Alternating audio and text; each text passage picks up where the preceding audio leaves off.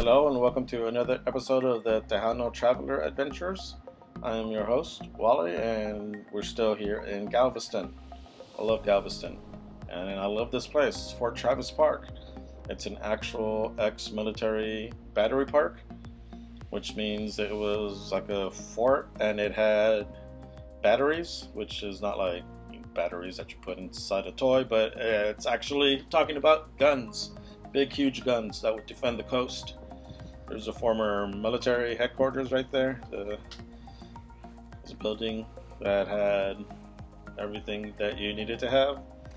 Soldier housing, officer offices, officer rooms, war rooms, all that kind of stuff. You can't really get inside of them now, but it's still fun to kind of walk around and see what an old fort used to look like.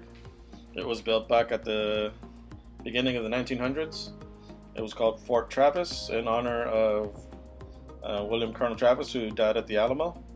And there's the rest of the park, and then there are the earthworks that they built in order to conceal the big old guns that they had there.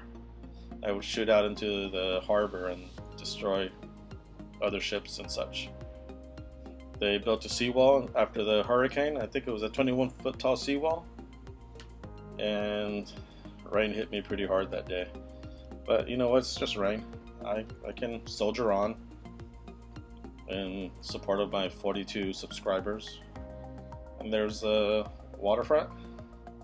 There's a seawall. As you can see, it's pretty high. And it's a nice little park. You can go and picnic and you get a nice sea breeze, and unfortunately there's not enough seagulls though. But it's nice. The grass is wonderful. There's little picnic pavilions that they have around there. There's information everywhere. You got the open sea on one side and the green Earthworks and Battery Works. I love these little concrete lookout things. I like how they have that little visor thing where you can hide and hopefully not get shot at by enemy fire or whatever. They're still standing, which is kind of cool. Only they would shoot those ships out there. There's another one of the battery parks that they had. They were all used for housing and for keeping guns and all that cool stuff that you would need if you were defending a harbor. Of course, all the guns are gone. They don't have them there anymore. All the cannons are put away, and they don't really let you in, but it's still kind of nice to see. And there's cool wildflowers. And I like seeing the oil tankers out there. You can sort of just imagine them being enemy vessels coming in, and you're shooting them all out of the sea with your big old cannons. But the fort hasn't been in operation in way over 100 years. It didn't really last long, and it was sold as surplus back in the 1930s, I think. And the city of Galveston bought it, and they fixed it up, and they turned it into a park. It's a nice little park. You have to cross the ferry to get to it, which kind of sucks because it takes you forever to get back.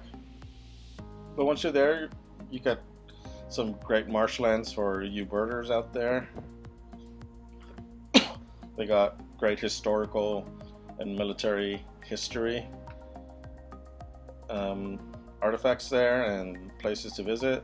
That is my favorite bunker right there. It's surrounded by dirt, which I love. I love the look at it. If there's a zombie outbreak, I am heading here. But of course, it's no longer commissioned, and it's got potential. They should open it and showcase what it would look like inside. But most of the buildings were covered with grass and dirt to hide them from view, so you wouldn't really know where the fire was coming from. But for not really having any preservation, they're in pretty good shape. They remind me of a weird combination of bunkers and cattle mounds. And that's where they had more of the guns and turrets. But anyways, I hope you like this episode of military history. If you're like me, make sure to like and subscribe every single military history video you see. Alright, thanks.